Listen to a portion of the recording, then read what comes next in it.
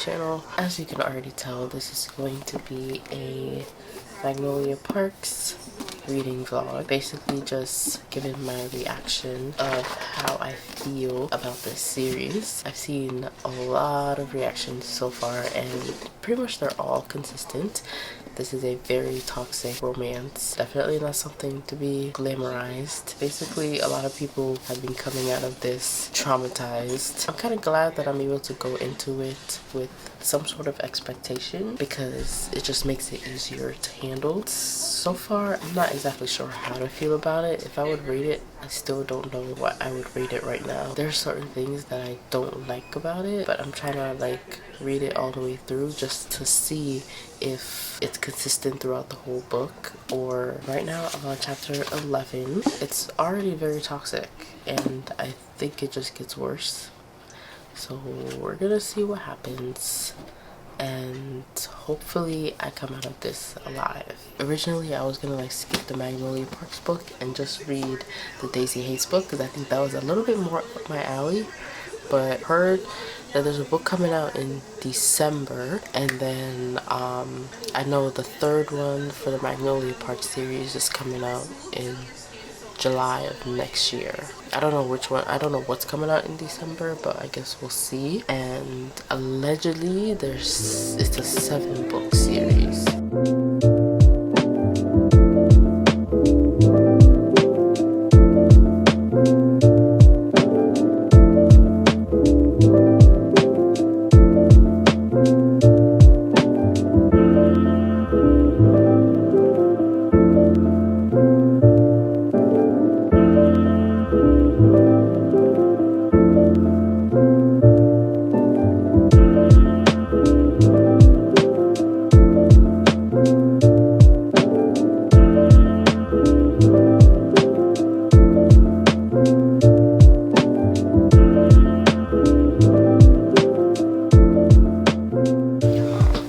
This can be solved with just communication. Literally, that's all it would take.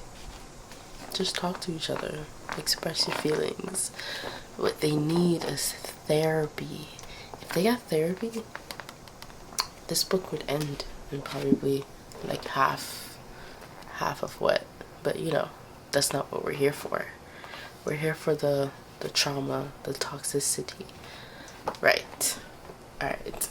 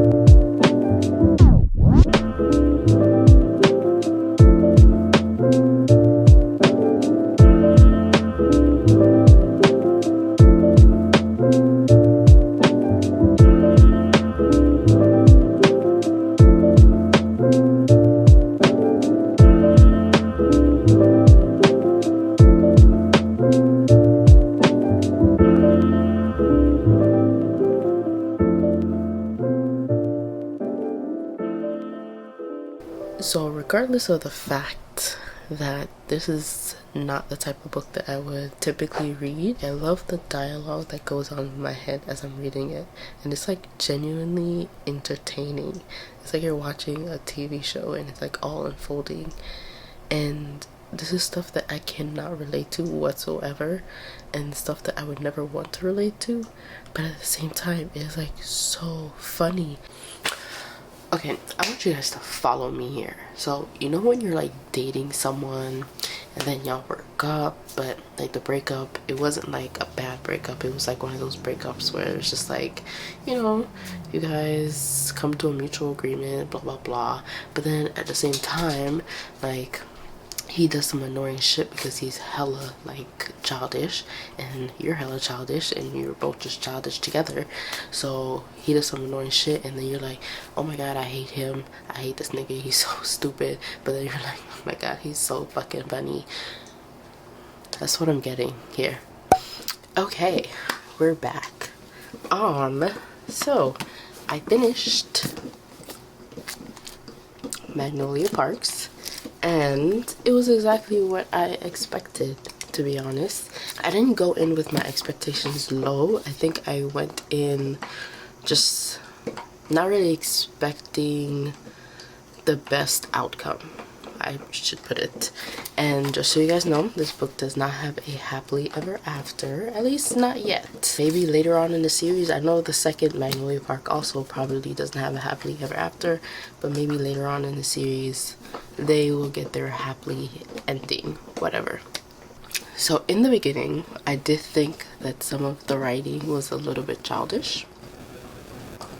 If it wasn't for that Instagram page that I already dubbed as the MVP, if it wasn't for that Instagram page that shows you like pictures of the outfits that she was describing in the book, if it wasn't for that page, like honestly, I would have got annoyed with like the constant need to know like what everybody was wearing. It was good for a visual, but at the same time, was it necessary? No. And I think it started happening less at the like towards the end of the book, which I appreciated. So those were the two things that I didn't like, but overall I did give the book a 4 out of 5, and I only took off the points because of what I just mentioned. I thought that despite the toxicity of the relationship, like they genuinely loved each other. I just think that they didn't need to be together. I think that they needed to go get therapy or just work on themselves. BJ needed to stop fucking around, and Magnolia just needed to take some time to herself and be by herself, which I think eventually happened in the second Magnolia Parks book. I think this book is every romance reader's nightmare, and that's why I think some people don't like it, because of the toxicity, and on top of that, the fact that like there's no like happy outcome. Like nothing ever got resolved in this book. And I don't know, I liked it for what it was. Supposed to be toxic, I guess. I felt like I was watching a TV show, like a very toxic TV show, and I just wanted more and more. I loved it. I'm not even gonna front. I loved it, and yeah. So you're probably wondering what this is for.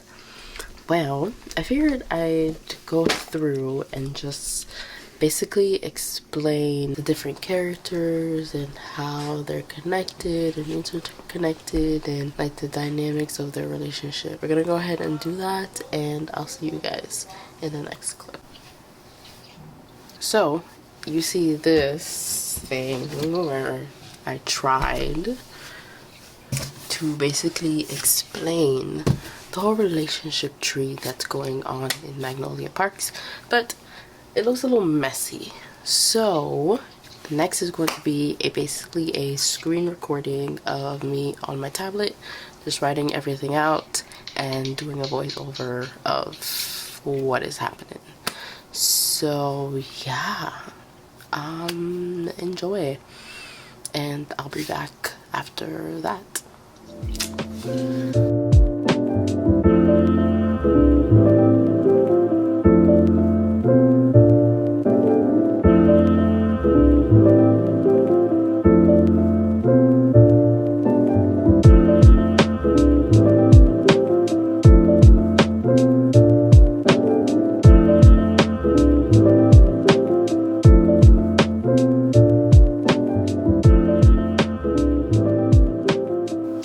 First, we're gonna start off, as I said, just explaining the relationship tree of this whole Magnolia Parks universe. So first we have Baxter James Ballantyne, also known as BJ. And then we have Magnolia Parks, also known as Parks. And then I'm gonna go ahead and write out their friends, which is Jonah, Henry, Christian, Perry, and Paley. Next we have the frequent characters, so people who pop up pretty frequently in the book. We have Tara Sachs, Bridget Parks, and Tom England. And then we have, you know, the supporting characters who don't show up as much, but they're there, basically. So we have Clara, Gus, Clara or Clara? Don't know. Gus, Daisy, Julian, and I wrote down here anyone else that I missed, which you'll see later. So first we have BJ and Magnolia, who, as we know, this book is about their relationship or the lack thereof, or the dysfunction of their relationship. Then we have Jonah, who is related to Christian, they're brothers, and BJ, who's related to Henry. They are also brothers. We have Perry and Paley. I was gonna write like they seem to always be together, but they call them basically the P's. Baxter, or BJ, and Jonah are roommates, and Henry and Christian are roommates. That was just showing that BJ and Magnolia are pretty much forever tied. We have Bridget Parks, who is Magnolia's sister, and we have Tom England, who is Magnolia's foxhole, aka fake boyfriend. We have Tara Sachs, who is the girl that Magnolia thinks BJ cheated with. And then you have Daisy, who is Christian's foxhole, but not really because he fell in love with her. And Daisy is Julian's sibling. You have Gus and Tom, who are very close. Gus is gay.